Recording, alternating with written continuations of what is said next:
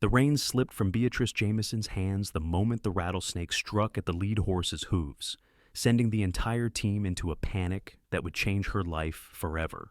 Dust exploded into the air as the four horses bolted across the Colorado plains, their hooves pounding the earth in terrified rhythm. Beatrice clutched the wooden seat of the wagon with white knuckles, her heart hammering against her ribs as the landscape blurred past her. The supply wagon lurched and bounced over the uneven terrain, wheels screaming in protest as they threatened to splinter apart. She tried to reach for the leather reins that now dragged uselessly beneath the wagon, but every violent jolt nearly threw her from her perch. "Whoa! Stop!" Her voice was lost in the thunder of hooves and the rattling of supplies crashing together in the wagon bed behind her. The horses had the bit between their teeth now, driven wild by primal fear, and nothing she could do from her precarious position would slow them. The town of Georgetown, Colorado, had disappeared behind her 5 minutes ago, and now there was nothing but open rangeland stretching toward the Rocky Mountains in the distance. Beatrice's dark hair had torn free from its careful bun, whipping around her face and obscuring her vision.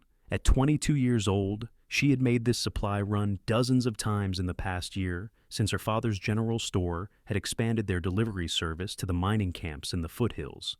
But she had never faced anything like this. Her father had taken ill that morning in July of 1876, and she had insisted on making the delivery herself. Now she wondered if she would live to regret that decision, assuming she lived at all. The wagon hit a particularly vicious rut and lifted entirely off the ground for a heart-stopping moment. When it crashed back down, Beatrice felt her grip slipping. Her fingers ached from holding on, and her arms trembled with the effort of keeping herself in the seat. Through the curtain of her hair, she caught glimpses of the horses ahead, foam flying from their mouths, eyes rolling white with terror. Then she heard it, a sound that cut through the chaos like a knife through butter. Hoofbeats. But these were different, controlled, and purposeful, gaining ground fast. Beatrice risked a glance to her left and saw him. A cowboy on a massive bay horse was riding hard toward her runaway team, his body low over his mount's neck, moving with the kind of fluid grace that spoke of a lifetime in the saddle. His dark hat was pulled low, but she could see the determined set of his jaw, the intense focus in his eyes as he calculated angles and distances with practiced precision. He was closing the gap between them with remarkable speed, his horse responding to commands Beatrice couldn't hear, but could see in the way the animal adjusted its stride, moving closer to the lead horses of her team. The cowboy pulled even with the wagon, and for a brief moment, their eyes met. His were a startling shade of blue-green, like the mountain lakes she had seen in the high country, and in them she saw both reassurance and fierce determination. Then he was past her, urging his bay forward until he rode alongside the lead horse. The cowboy leaned out of his saddle in a move that made Beatrice's breath catch in her throat, reaching for the bridle of the nearest runaway. His first attempt missed, his fingers grazing leather but not catching hold. The wagon hit another bump, and Beatrice bit back a scream as she nearly lost her seat entirely. The cowboy didn't hesitate. He adjusted his position, his bay matching pace perfectly with the panicked team, and reached out again. This time his hand closed around the bridle, his arm straining as he began to pull the horse's head toward him. The animal resisted at first, still caught in the grip of its fear, but the cowboy's grip was iron. He spoke to the horse, words Beatrice couldn't make out, but that seemed to carry a note of command and calm that began to cut through the panic. Slowly, incrementally, the lead horse began to respond. Its stride faltered just slightly, its head turning toward the cowboy's steady hand. The other horses, following their leader's cues, began to slow as well. But they were still moving dangerously fast, the wagon still careening across the rough ground. The cowboy shifted his weight and brought his bay closer, tightening his hold on the bridle. His shoulders bunched with effort as he gradually, carefully began to turn the team. Not a sharp turn that would flip the wagon, but a long, sweeping arc that would bleed off their speed while giving them room to slow down naturally.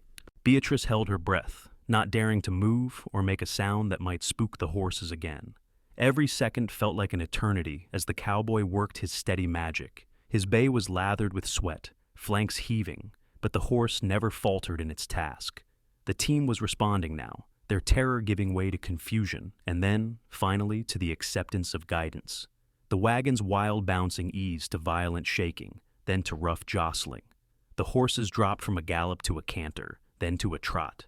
The cowboy maintained his hold on the bridle, his voice a steady stream of low, calming sounds. When the team finally came to a complete stop, Beatrice realized she had been holding her breath so long, her lungs burned.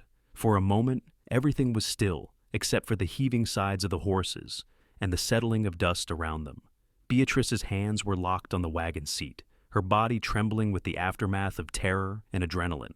The cowboy remained on his horse, still holding the bridle of the lead horse, murmuring something soothing to the animal. Then he turned to look at her, and Beatrice felt something shift in her chest that had nothing to do with fear or relief. His face was sun-bronzed and strong-featured, with a straight nose and a firm mouth. A day's worth of stubble shadowed his jaw, and dust coated his dark shirt and worn leather vest. But it was his eyes that held her, those remarkable blue-green eyes that now swept over her with an intensity that made her acutely aware of her disheveled state. "Are you hurt, miss?" His voice was deep and rough, like gravel smoothed by river water. Beatrice tried to speak, but found her throat too dry. She swallowed and tried again. "I do not believe so." He dismounted in one smooth motion, keeping hold of the bridle as he moved to check each of the horses in turn. His hands moved with practiced confidence over their legs and bodies, checking for injuries.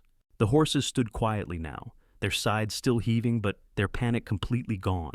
Whatever magic this man possessed with horses, it was real and profound.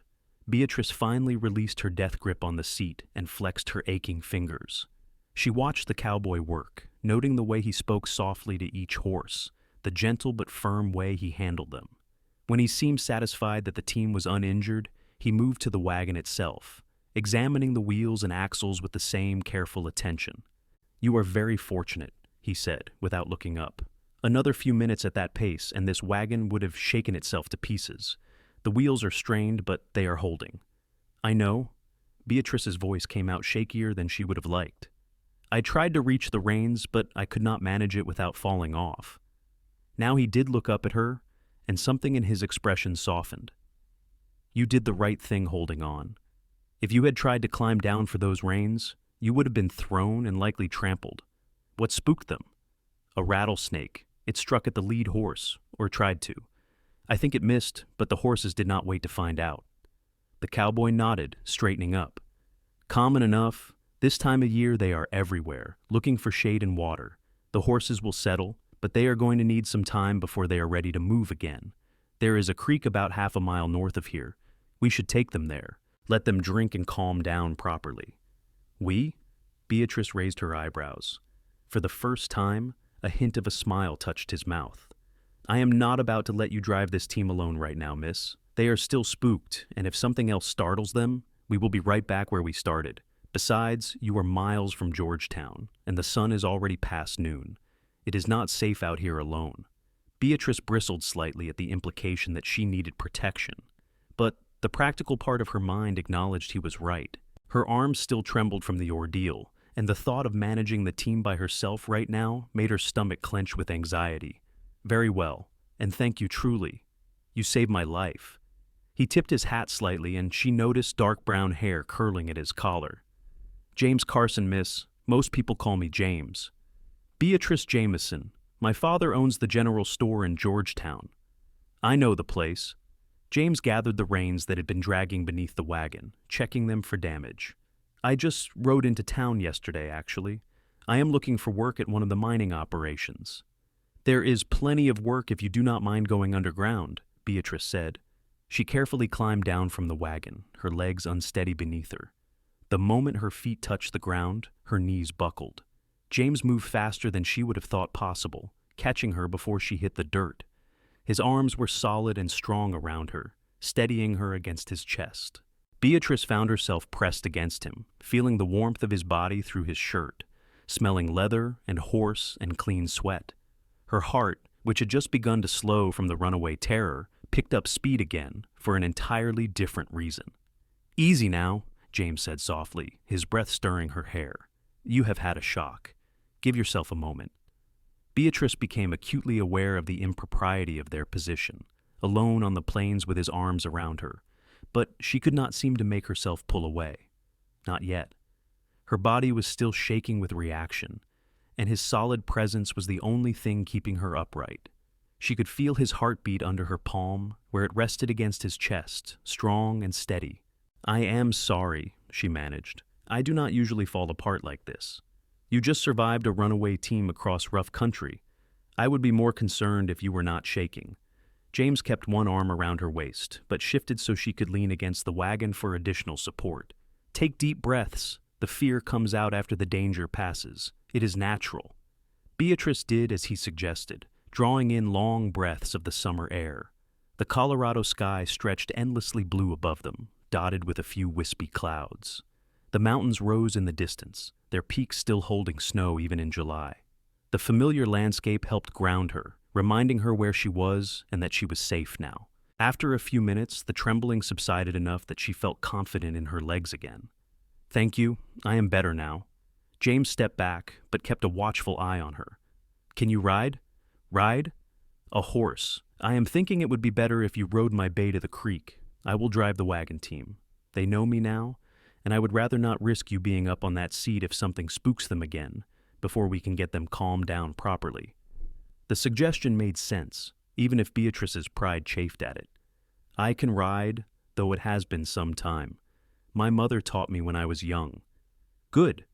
James moved to his bay, which had been standing ground tied with remarkable patience throughout the entire ordeal. He gathered the reins and brought the horse over to Beatrice.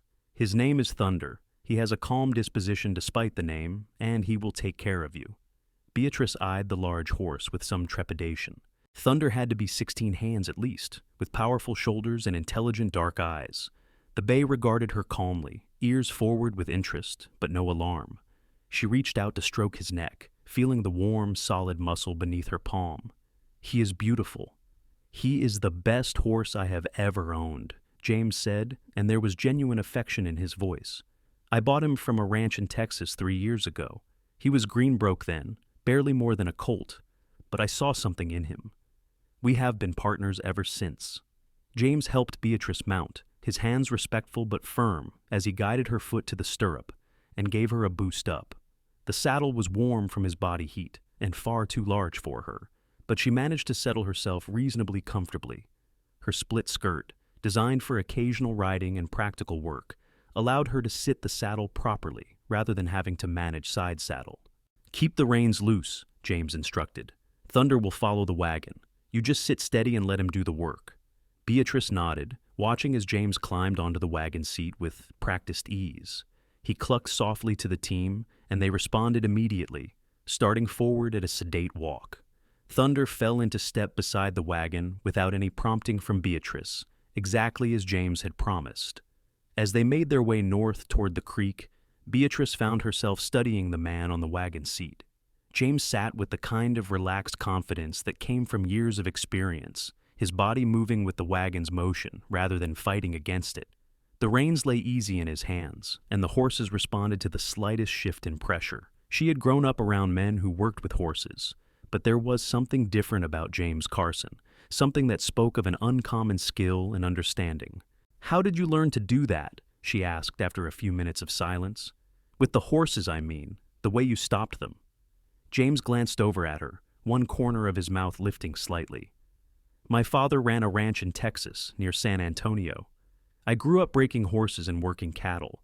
By the time I was 12, I could handle just about any horse that came through our gates." "Why did you leave?" The slight smile faded. "My father died 2 years ago. Complications from a broken leg that did not heal right. After that, the ranch went to my older brother. We did not see eye to eye on much of anything, so I decided to head north and make my own way." "I am sorry about your father." "Thank you." James kept his eyes on the horses. "He was a good man, tough but fair. He taught me everything I know about horses and ranching." They lapsed into silence again, but it was a comfortable quiet rather than an awkward one. Beatrice found herself relaxing into Thunder's steady rhythm, the gentle sway of his gait soothing after the violent chaos of the runaway wagon. The creek came into view ahead, a line of cottonwood trees marking its course across the plains. When they reached the water, James brought the wagon to a halt and set the brake. He climbed down and immediately went to the horses, checking them again before leading them to drink. The animals waded into the shallow water eagerly, dropping their heads to gulp the cool creek water. James returned to help Beatrice down from Thunder, and again she felt that jolt of awareness when his hands circled her waist. He lifted her down as if she weighed nothing, setting her carefully on the ground. This time her legs held steady beneath her. "Thank you," she said, looking up at him. Standing this close, she realized he was quite tall, easily over 6 feet. She was not a small woman at 5'7", but he still had several inches on her. "You are welcome." James's eyes met hers, and for a moment something passed between them, a recognition or connection that made Beatrice's breath catch. Then he released her and stepped back, turning to tend to Thunder. Beatrice moved to the wagon to check on the supplies in the back. Miraculously, most of the cargo had survived the wild ride, though several sacks of flour had split open and spilled. She made note of the damage, her mind already calculating the lost value and how to explain it to her father. "Is it bad?" James asked, leading Thunder to the water. "It could have been much worse. Some flour lost and a few other items damaged, but most of it is intact." Beatrice brushed dust from her skirt, then gave up when she realized the entire outfit was beyond any quick cleaning. "I was supposed to deliver this to the mining camp at Silver Creek. That is another 5 miles west of here." James nodded slowly. "It is getting on toward 3 in the afternoon. Even if we leave soon, it will be near dark by the time we reach Silver Creek. Is there somewhere you can stay overnight there?" "The camp boss's wife usually puts me up when I arrive late, Mrs. Henderson. She runs a boarding house of sorts for visitors. Then I will ride with you to Silver Creek and see you safely there."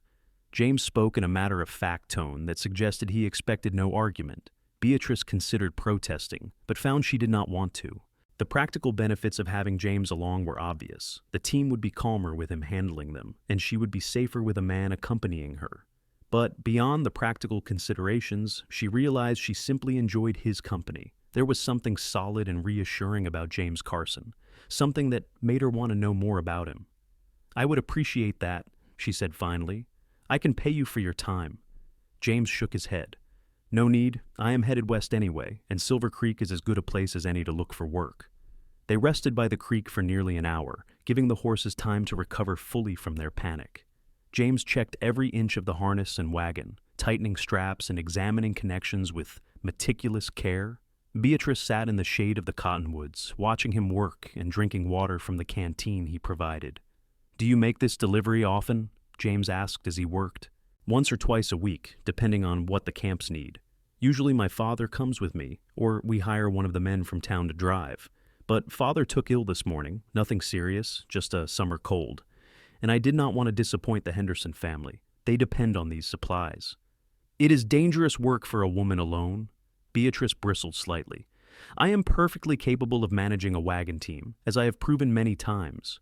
What happened today was an accident, something that could have happened to anyone. I did not mean to suggest otherwise." James straightened up, meeting her eyes.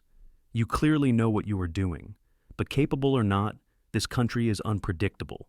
Rattlesnakes, sudden storms, rough characters traveling through. It is simply safer with 2 people." She could not argue with that logic, much as her independent nature wanted to. "You are right. Of course. I suppose I have been fortunate up until now." When the horses were rested and the wagon checked over completely, they prepared to continue the journey. This time, Beatrice rode Thunder again without protest, content to let James handle the team until they had delivered the supplies and returned to Georgetown. The afternoon sun blazed down on them as they traveled west, but a steady breeze from the mountains kept the heat from becoming oppressive. As they rode, Beatrice and James talked. She found herself opening up to this stranger in a way that surprised her, telling him about her life in Georgetown, about her father's store, and her mother who had died 5 years earlier from pneumonia. She spoke about her younger brother who had gone east to study medicine, and her mixed feelings about being the one who stayed behind to help with the family business. "Do you wish you had gone east as well?" James asked. Beatrice considered the question. "Sometimes. I would have liked to see more of the world beyond Colorado. But this is my home, and father needed me. The store is doing well, growing every year as more miners and settlers come to the territory. There is satisfaction in that, in building something. I understand that feeling. It is what I'm looking for myself, I suppose, a place to build something of my own. Is that why you left Texas? Your brother's ranch could have been yours too, in a way." James was quiet for a long moment. It could have been, but it would never have truly been mine. My brother inherited everything, by right of being firstborn. He made it clear I was welcome to stay on as hired help, but that is all I would ever be. I decided I would rather start from nothing somewhere else than spend my life working for someone else's dream. That took courage, or foolishness. But James said it with a slight smile. Time will tell which. The sun was indeed lowering toward the western horizon when the mining camp at Silver Creek came into view. It was a rough collection of buildings, a mix of permanent wooden structures and temporary tin housing clustered around the entrance to several mining operations. The camp had grown substantially in the past year, Beatrice noted. More buildings, more people, more activity.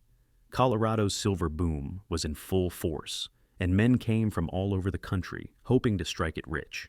James drove the wagon to the camp's supply depot, where several miners came out to help unload. Beatrice supervised, checking items against her list and noting the damaged goods. The camp boss, a burly man named Tom Henderson, looked over the manifest and nodded in satisfaction. Good haul, Miss Jamison. Sorry about the damaged flour, but these things happen. I will make sure you are paid in full nonetheless. His eyes shifted to James with curiosity.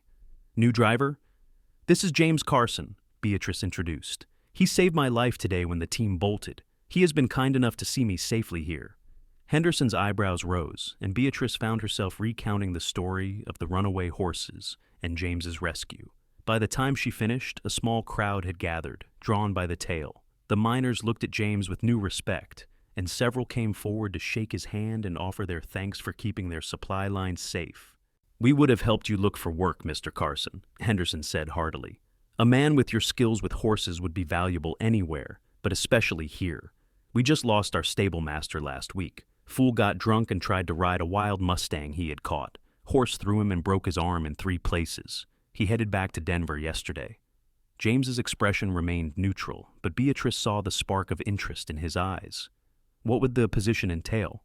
Managing the camp's horses and mules, about 20 animals total. We use them for hauling ore and supplies, and some of the men have their own mounts that need tending. You would also handle any horse-related problems that come up, training new animals, treating injuries, that sort of thing.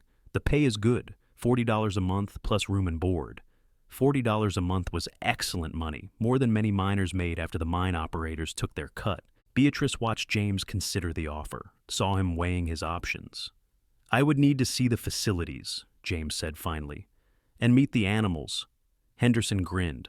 Smart man, come on, I will show you around. Miss Jamison, my wife has dinner about ready. Why don't you head up to the house and get settled? Beatrice wanted to go with James to see his reaction to the camp and the position, but propriety demanded she accept Henderson's suggestion. She nodded and made her way to the Henderson house, a sturdy 2-story building that served as both family home and boarding house. Margaret Henderson greeted Beatrice warmly, exclaiming over her disheveled appearance and insisting she wash up before dinner. As Beatrice cleaned away the dust and grime of the day in the small washroom, she found her thoughts returning again and again to James Carson. She barely knew him, had met him only hours ago under the most dramatic of circumstances, yet she could not stop thinking about him. It was not just gratitude, though she certainly felt that. It was something more, something about the way he carried himself, the quiet confidence, the gentleness with the horses combined with obvious strength and capability. And those eyes, those remarkable blue-green eyes that seemed to see right through her polite social exterior to something deeper. Beatrice studied her reflection in the small mirror above the wash basin. Her dark hair was a tangled mess, her face flushed from sun and wind. She looked wild and unkempt, nothing like the proper young shopkeeper's daughter she usually presented to the world. Strangely, she did not entirely mind. There was something liberating about being away from town, away from the eyes and expectations of Georgetown society. Dinner that evening was a lively affair. The Henderson table hosted not just the family and Beatrice, but also James and 3 of the senior miners from the camp. The conversation flowed freely, jumping from mining prospects to politics to the latest news from the territorial capital. James participated without dominating, speaking when he had something to contribute, but mostly listening with that focused attention Beatrice was beginning to recognize as characteristic of him. She learned more about him through the dinner conversation. He was 25 years old, had served briefly in the cavalry after the war, though he had been too young to fight in it, and had spent the past 2 years drifting through the territories doing ranch work and odd jobs. He had a younger sister back in Texas, who was married to a shopkeeper in San Antonio, and they corresponded regularly. "So, have you decided about Henderson's offer?" one of the miners asked James as the meal wound down. James glanced at Beatrice before answering, and their eyes met across the table. Something unspoken passed between them in that look, a question and an answer all at once. "I have," James said. "I told Mr. Henderson I would take the position. The facilities are good, and the animals are well cared for already. I can work with that." Beatrice felt a rush of warmth that had nothing to do with the summer evening. James was staying, at least for the foreseeable future. He would be here at Silver Creek, less than a day's journey from Georgetown. They would see each other again. After dinner, Beatrice stepped out onto the Henderson house's front porch for some air. The camp was settling down for the night, though the saloon down the street was doing brisk business. The stars were beginning to appear in the deepening twilight, and the air had taken on the cool edge that Colorado summer nights brought even after hot days. She heard the door open behind her and knew without turning that it was James. She had become attuned to his presence somehow, could feel him near in a way that defied rational explanation. "You are staying," she said softly as he came to stand beside her at the porch rail. "I am. It is a good opportunity, and the work suits me." James was quiet for a moment. "I hope that pleases you." Beatrice turned to look at him, finding him already watching her. In the fading light, his face was all planes and shadows, his eyes dark and intent. "It does please me, very much. Miss Jamison, Beatrice." The way he said her name sent a shiver through her despite the warm evening. "I know we only just met today, and under unusual circumstances, but I find myself hoping I will see you again." "I deliver supplies here once or twice a week," Beatrice said, her heart beating faster. "I would say the chances are quite good that we will see each other." "That is not quite what I meant." James stepped closer, not inappropriately so, but near enough that she could see the flecks of gold in his eyes, could smell the clean scent of him. "I would like to call on you properly, in Georgetown, if you would permit it." Beatrice knew she should be cautious, should give herself time to think about this, to consider the implications. But she had never been one to play coy or pretend disinterest when she felt the opposite. "I would like that." James's face transformed with his smile, a genuine expression of pleasure that made him look younger and somehow more approachable. "Then I will ride to Georgetown on my first day off, if that is acceptable." More than acceptable. They stood together on the porch as the stars multiplied overhead, talking quietly about everything and nothing. Beatrice learned about James's dreams for the future, his hope to eventually own a horse ranch of his own, where he could breed and train quality animals. James listened intently as Beatrice described her love of the Colorado mountains, her joy in the business side of running the store, her hopes that the territory would soon achieve statehood. The hours slipped by unnoticed until Margaret Henderson appeared at the door to remind Beatrice that morning would come early and she had a long ride back to Georgetown ahead of her. "I should let you rest," James said, though he made no move to leave. "Yes, you should." But Beatrice did not move either. Finally, with obvious reluctance, James stepped back. "Travel safely tomorrow, Beatrice. I will worry until I hear you made it home in one piece." "I will be fine. The team will be calmer after today's adventure, and it is an easy road in daylight." Even so, James reached out and gently tucked a loose strand of hair behind her ear, his fingers lingering for just a moment against her cheek. "Until I see you again." Until then. Beatrice went inside in a daze, her skin tingling where he had touched her. She lay awake for a long time that night in the small guest room, replaying every moment of the extraordinary day.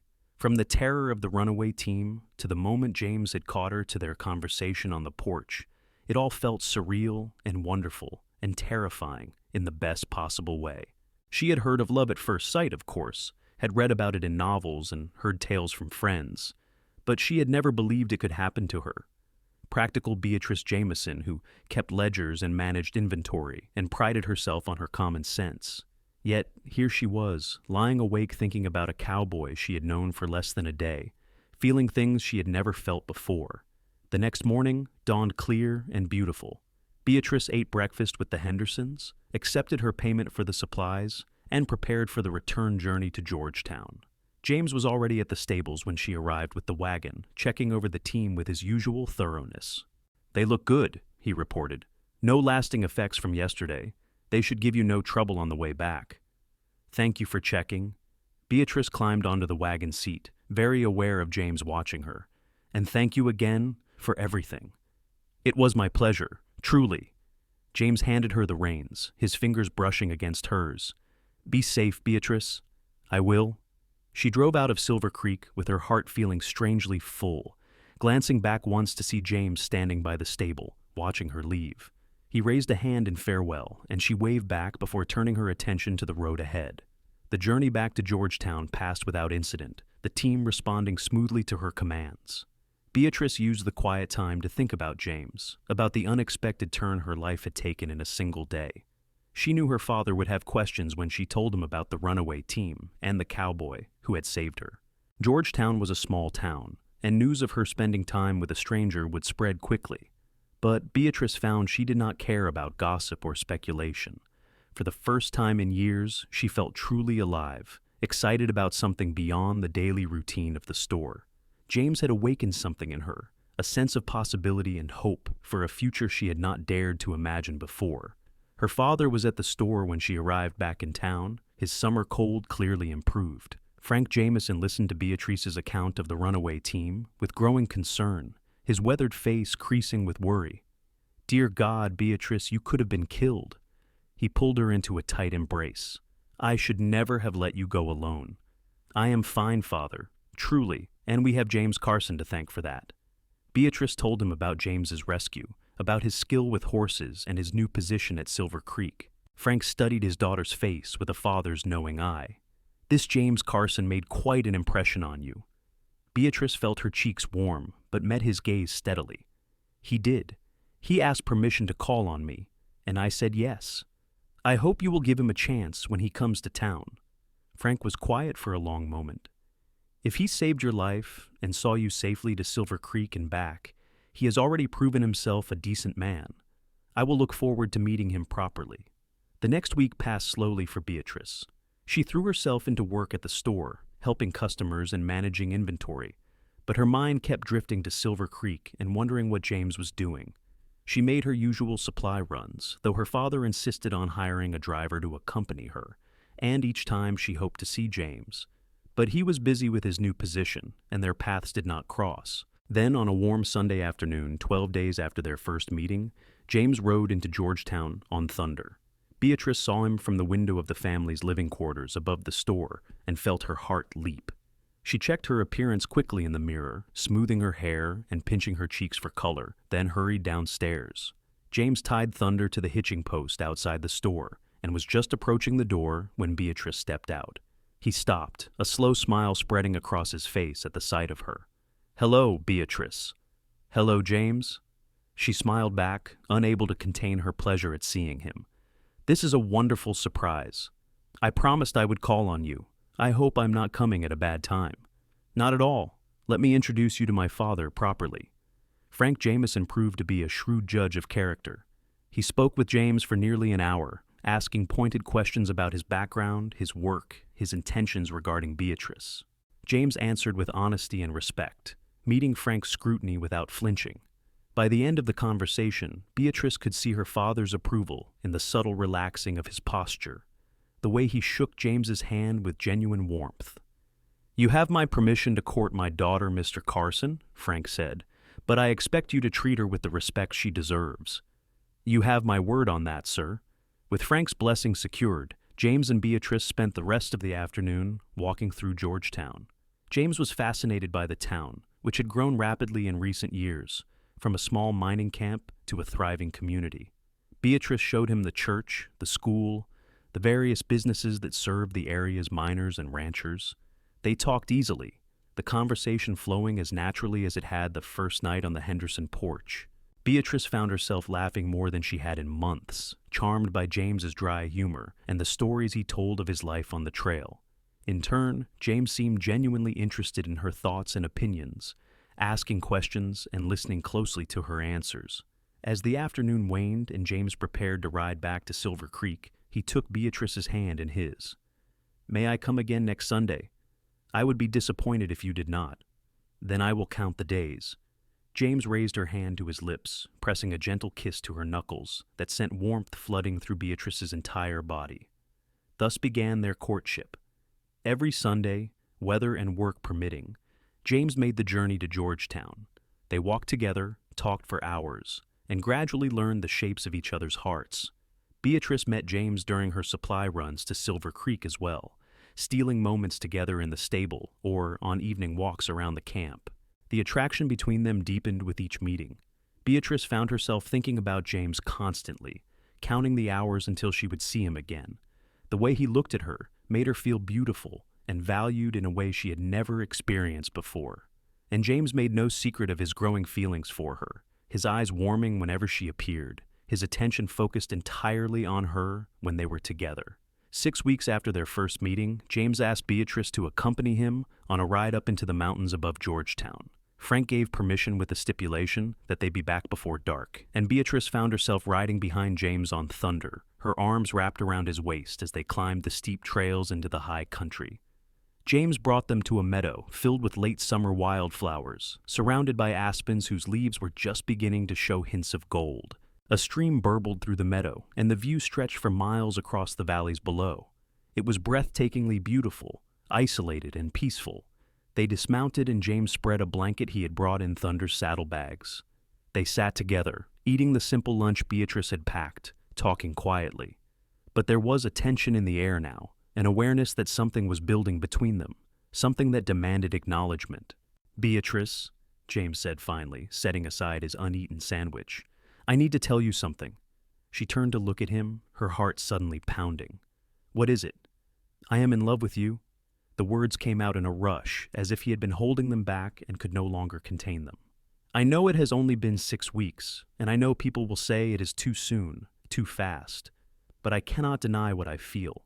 From the moment I saw you in that runaway wagon, something in me recognized something in you, and every moment I have spent with you since has only confirmed it. I love you, Beatrice Jamison." Beatrice felt tears spring to her eyes, not from sadness, but from overwhelming joy.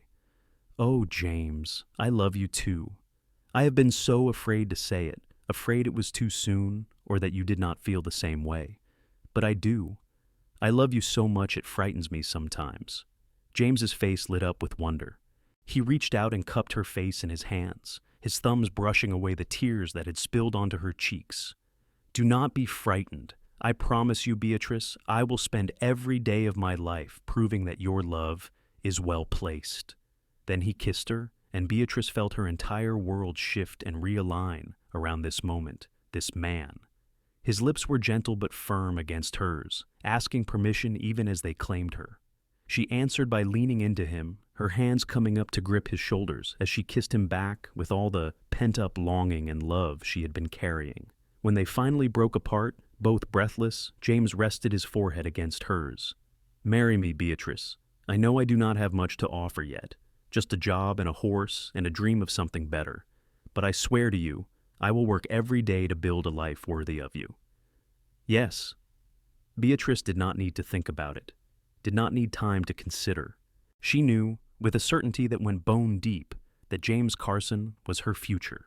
"Yes, I will marry you." James let out a whoop of joy that startled Thunder, then swept Beatrice up in his arms and spun her around, both of them laughing. When he set her down, he kissed her again, deeper this time, and Beatrice felt her body respond in ways that made her blush and pull back slightly. "We should be proper," she said breathlessly. "We should," James agreed, though his eyes said he wanted to be anything but proper right now. "I will speak to your father properly, ask for your hand the right way. He will say yes, he likes you. I hope so, because I am not sure I can live without you now."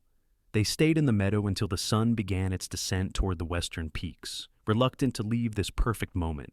Finally, duty and propriety demanded they return. The ride back to Georgetown felt different to Beatrice, charged with new significance.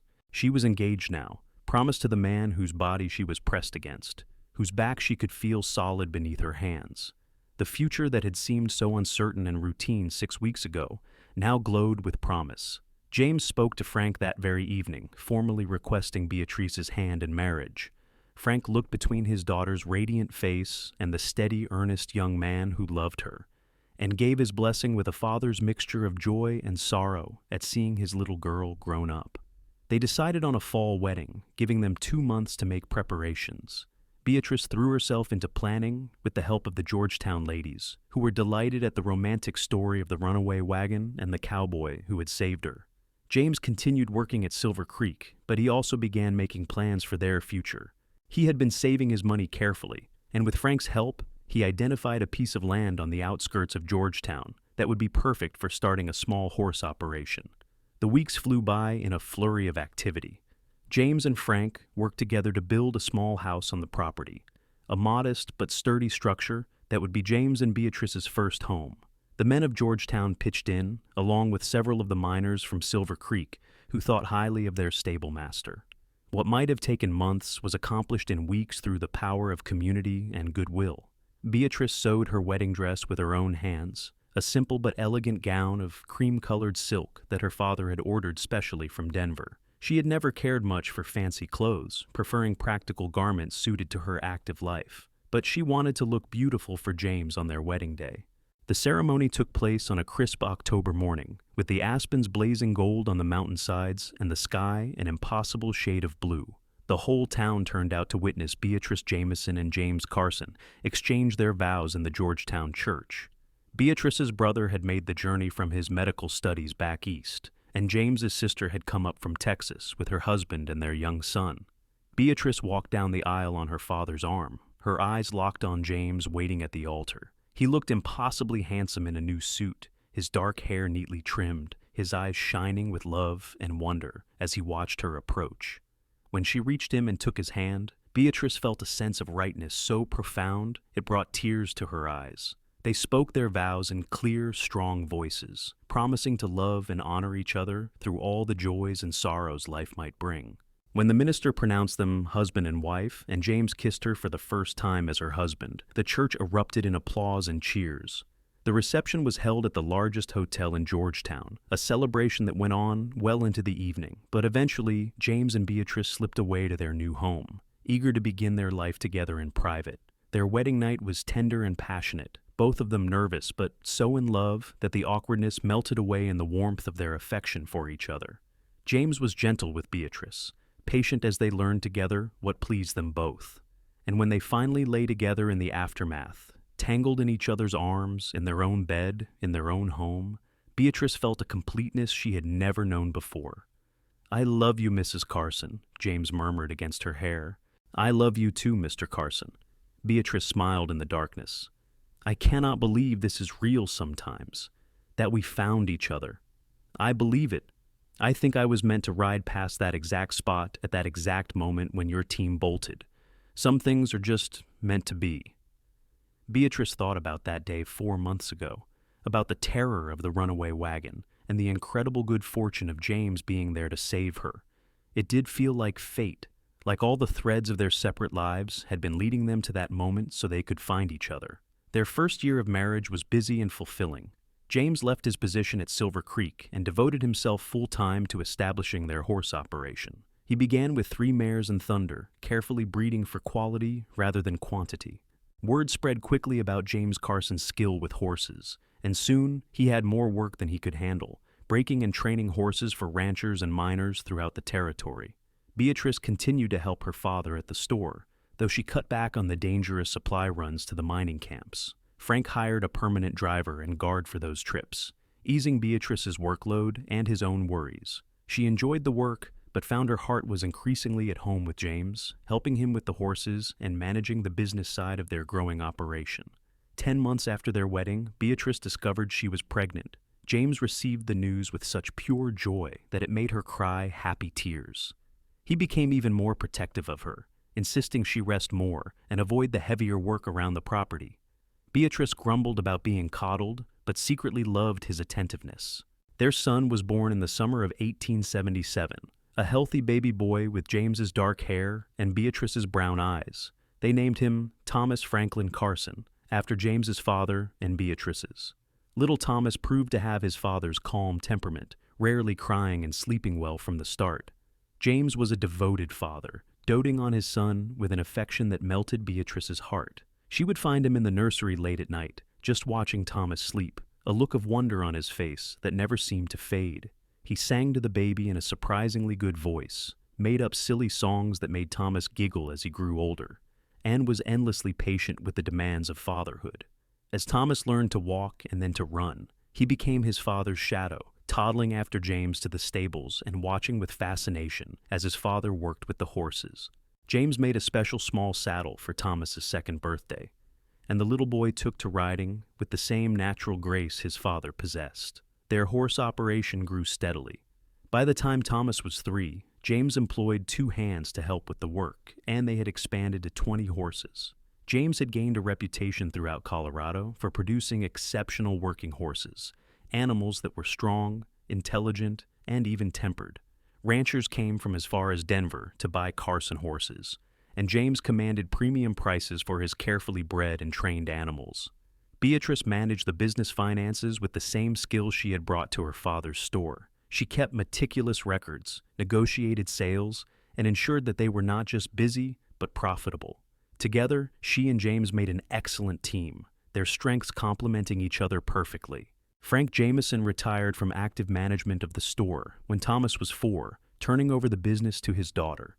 Beatrice found herself running 2 operations now, the store and the horse ranch. But with James's support and good employees, she managed both with grace and efficiency. Frank remained involved as an advisor and beloved grandfather, spending his days entertaining Thomas and offering hard-won wisdom to his daughter and son-in-law. When Thomas was 5, Beatrice gave birth to their second child, a daughter they named Sarah Margaret after James's mother and their friend Mrs. Henderson. Sarah inherited her mother's independent spirit and her father's way with animals. From the time she could walk, she was fearless around the horses, treating the massive animals as if they were oversized puppies. The years rolled by in a rhythm of work and family, of seasons changing and children growing. James's dream of owning a horse ranch had not only come true, but had exceeded his wildest expectations. He had expanded the property twice, adding more pasture land and better facilities. The Carson Ranch was now one of the most respected horse operations in Colorado, and James himself had become something of a legend for his skills in breaking and training difficult horses. Beatrice's store thrived as well, growing along with Georgetown as the mining boom continued and more settlers poured into Colorado.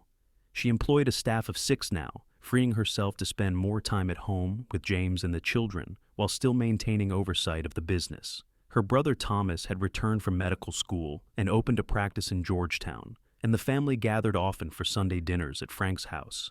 On a warm evening in August of 1885, 9 years after their wedding, Beatrice sat on the porch of their home, watching the sun set over the mountains. The house had been expanded over the years, growing from the modest structure James and Frank had built into a comfortable family home.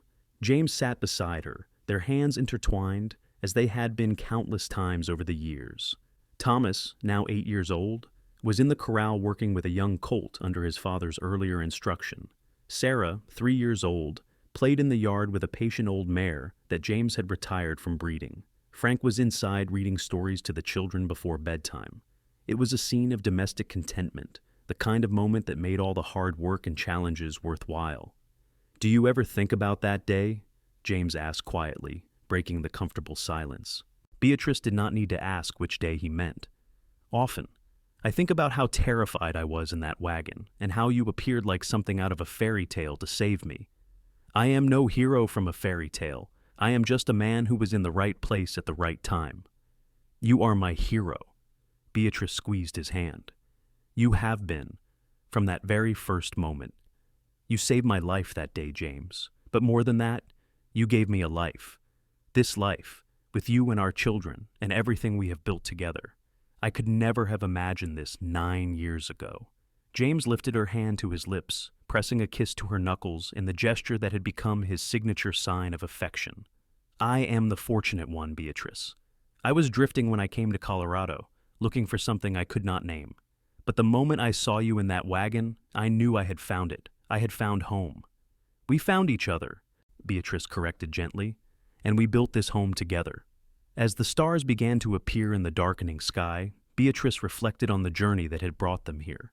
From a moment of terror and chaos had come love and partnership, children and prosperity, a future neither of them could have predicted.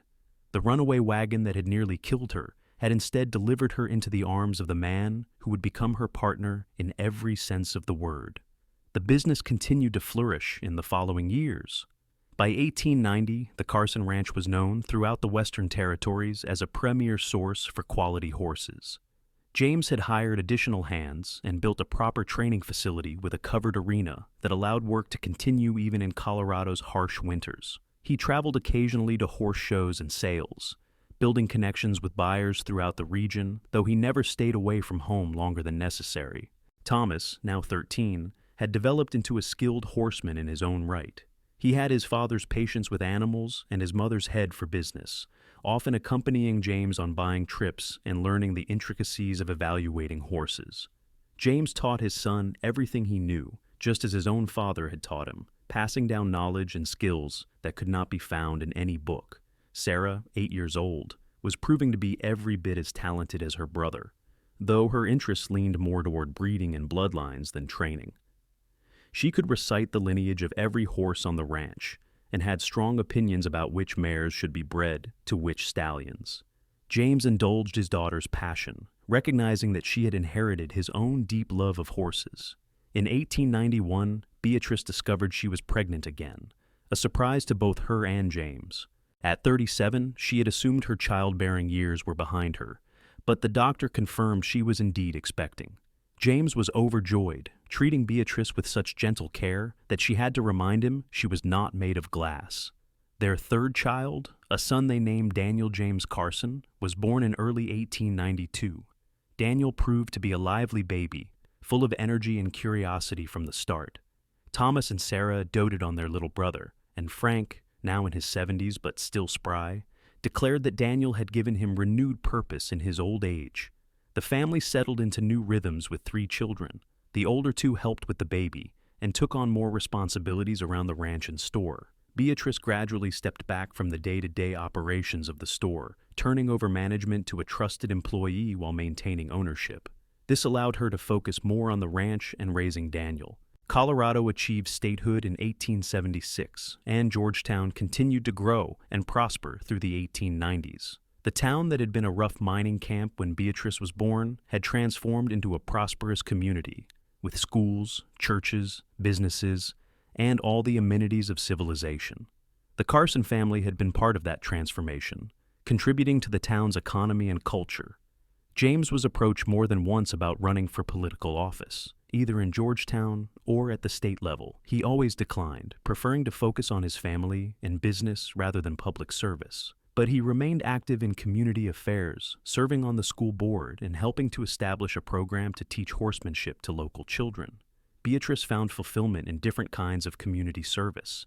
She helped establish a lending library in Georgetown and served on the board of the local orphanage. She never forgot how fortunate she was, how a chance encounter had given her a life beyond her wildest dreams, and she tried to share that fortune with others less lucky. As the children grew, the Carson household was filled with life and laughter. Thomas went off to college in Denver at 18, studying business and animal husbandry with plans to return to the ranch. Sarah showed no interest in college, preferring to stay home and work with the horses. She had developed a particular gift for dealing with difficult animals, showing the same intuitive understanding her father possessed.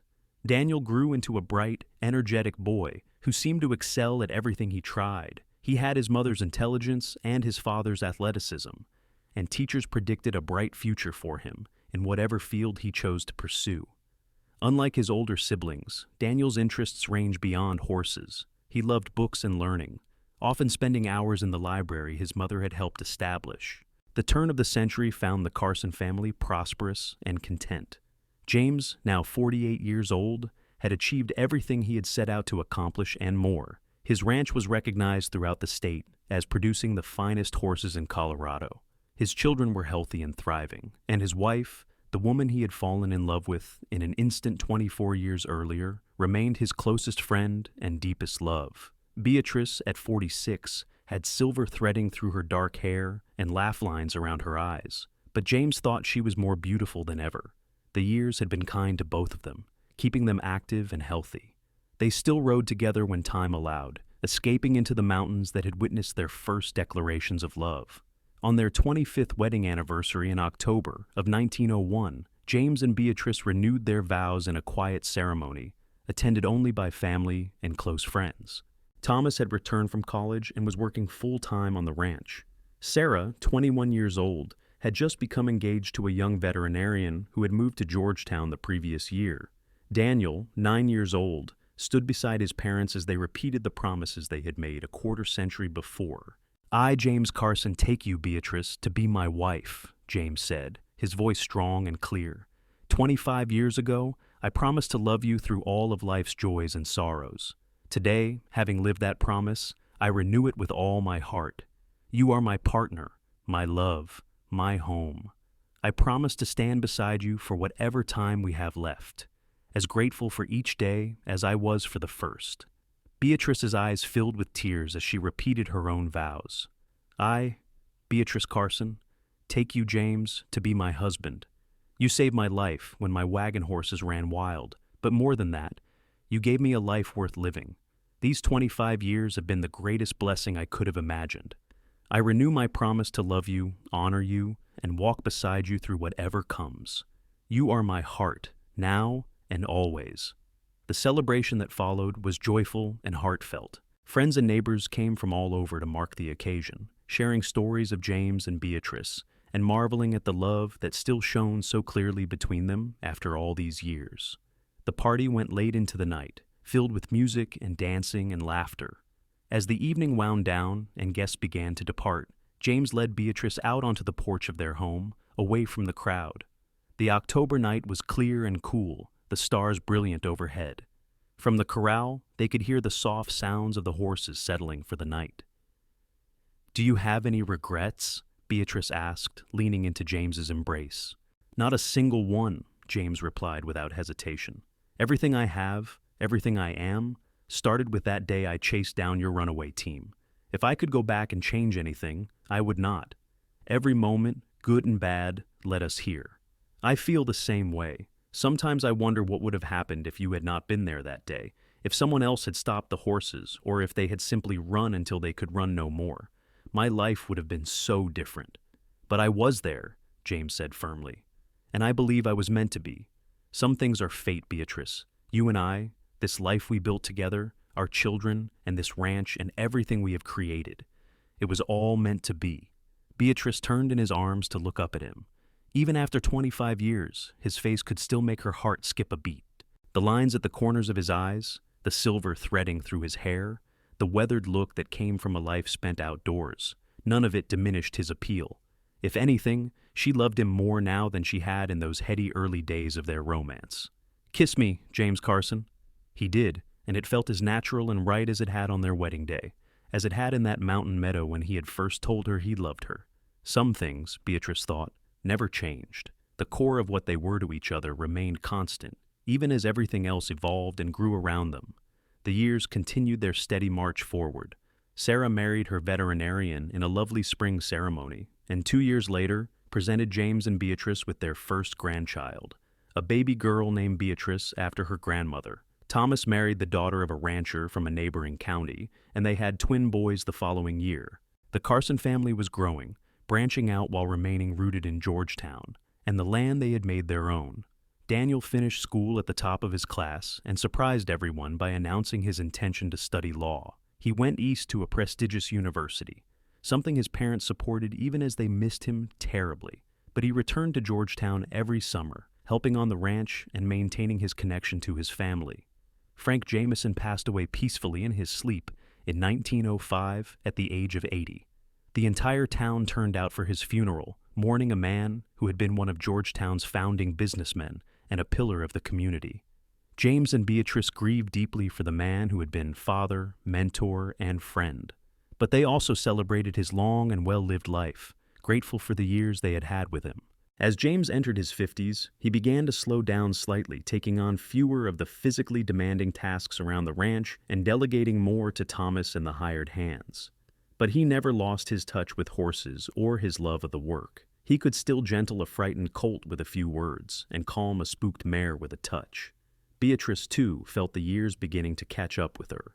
Her knees ached on cold mornings, and she tired more easily than she once had. But she remained active and engaged, splitting her time between the ranch, occasional work at the store, and increasingly spoiling her growing collection of grandchildren. By 1910, James and Beatrice had 5 grandchildren, with more on the way. Their home was frequently filled with the sounds of children playing, of family dinners, of life being lived fully and joyfully. Thomas had taken over primary management of the ranch, with James serving as an advisor and mentor. Sarah and her husband had opened a veterinary practice in Georgetown that served the entire region. Daniel had returned from law school and joined a practice in Denver, though he came home often to visit. On a summer evening in 1911, 35 years after their first meeting, James and Beatrice sat together on their porch watching the sunset. It had become their favorite ritual, this quiet time at the end of the day when they could sit together and reflect on all they had experienced. 35 years, Beatrice mused, her hand in James's. It seems like forever, and no time at all simultaneously. I know what you mean. Sometimes I feel like we were just married yesterday. Other times, I cannot remember my life before you. There was a life before me, though. You were 25 when we met, a grown man with experiences in history. But I was not really living, James said thoughtfully. I was just existing, moving from place to place, looking for something I could not name. You gave me purpose, Beatrice. You gave me a reason to build instead of drift, to put down roots instead of always moving on. Beatrice leaned her head against his shoulder. We gave that to each other, I think.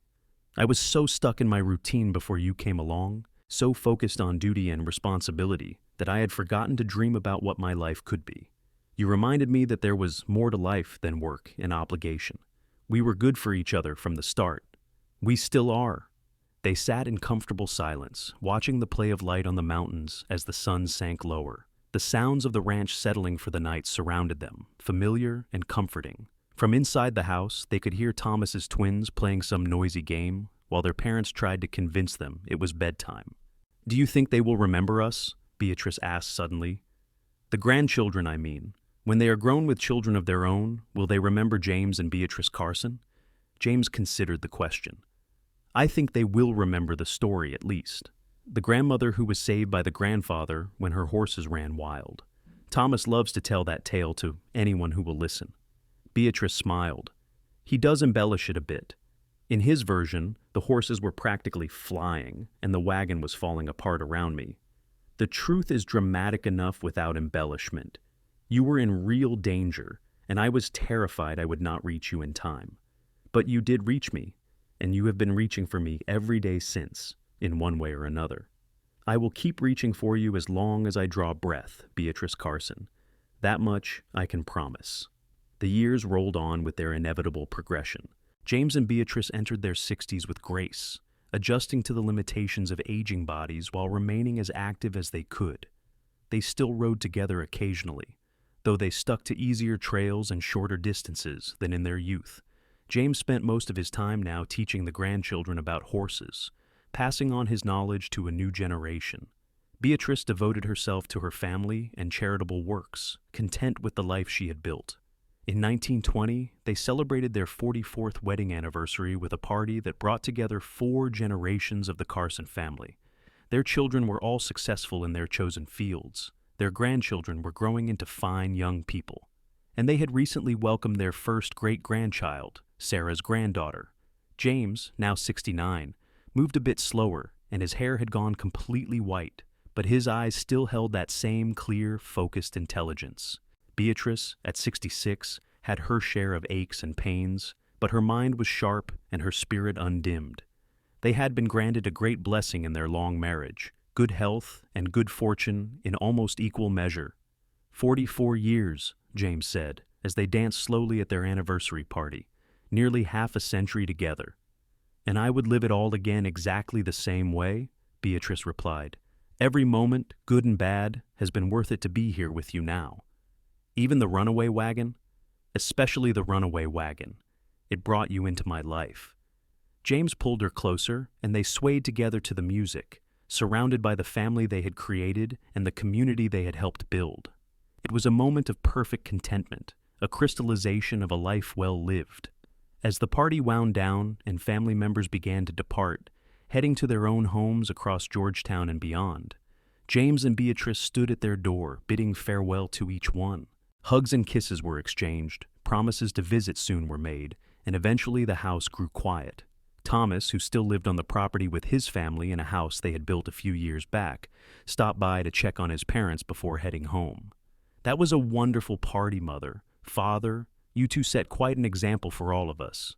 "We have been fortunate," Beatrice said simply. "So very fortunate." After Thomas left, James and Beatrice prepared for bed with the comfortable efficiency of long practice. They moved around each other in the familiar bedroom, neither getting in the other's way, each anticipating the other's needs without having to speak. It was the kind of synchronicity that came from decades of sharing space and life. As they settled into bed, Beatrice curled against James's side, as she had done nearly every night of their marriage. His arm came around her automatically, holding her close. This, Beatrice thought, was the best part of marriage. Not the grand gestures or dramatic moments, though those had their place, but these quiet, everyday intimacies. The comfort of lying beside the person you loved most in the world, knowing you were exactly where you belonged. "I love you, Beatrice," James murmured into the darkness. "I love you too, James, always and forever."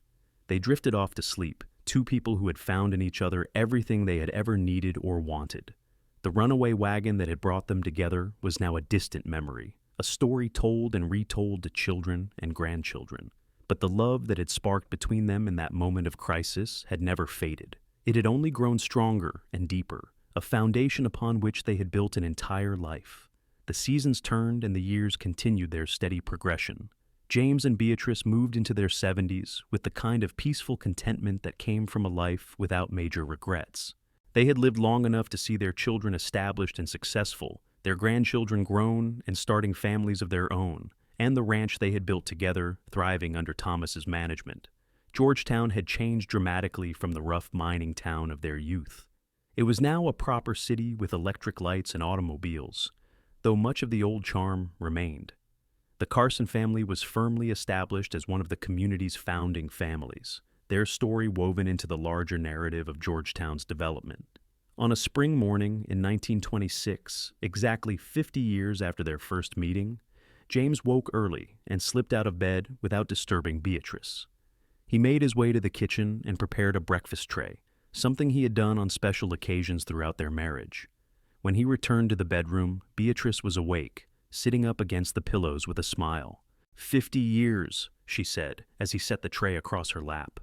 "Can you believe it, James? 50 years since a rattlesnake spooked my wagon team." "Best thing that snake ever did," James replied, settling beside her on the bed. "Gave me the greatest gift of my life." They ate breakfast together, reminiscing about the long-ago day, the terror of the runaway horses, the first moment their eyes had met, the instant connection that had bloomed into love and then into this rich, full life. It seemed impossible that so much time had passed, yet here they were, both 75 years old, still together, still in love. Later that day, the family gathered for a celebration. All three of their children came with their families, bringing a crowd of grandchildren and great-grandchildren. The house and yard overflowed with people. Multiple generations of Carsons come together to honor James and Beatrice.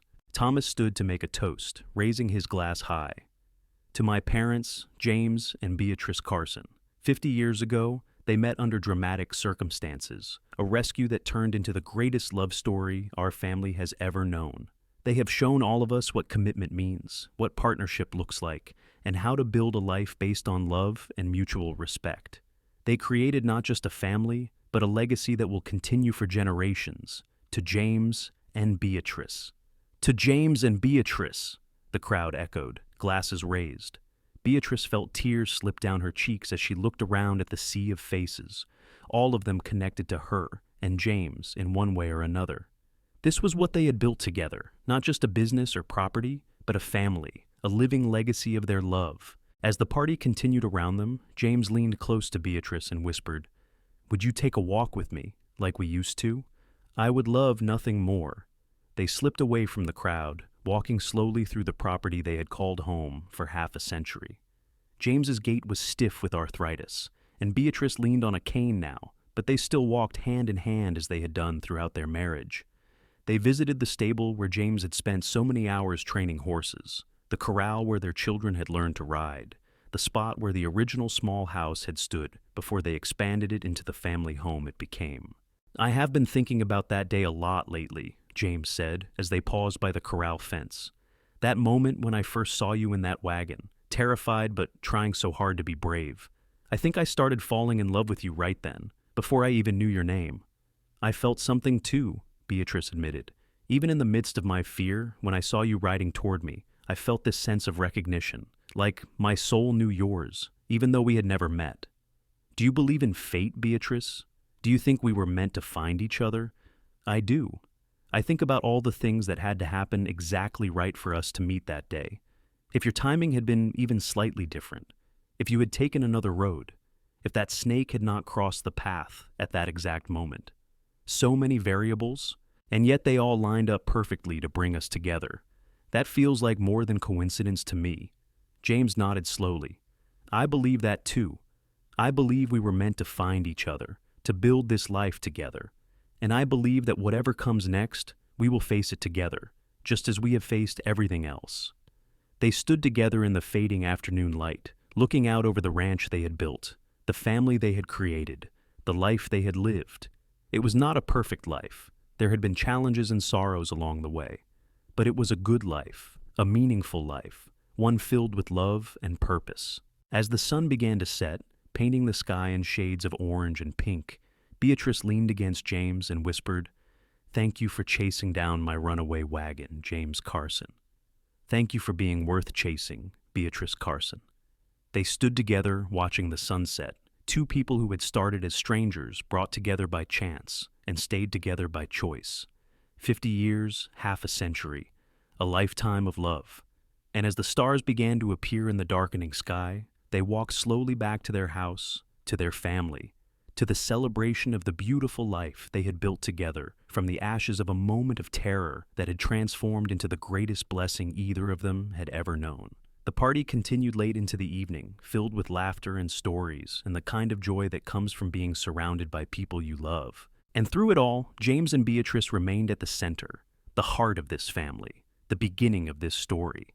Still as in love as they had been 50 years ago when a cowboy chased down a runaway wagon and found his destiny in the woman he saved.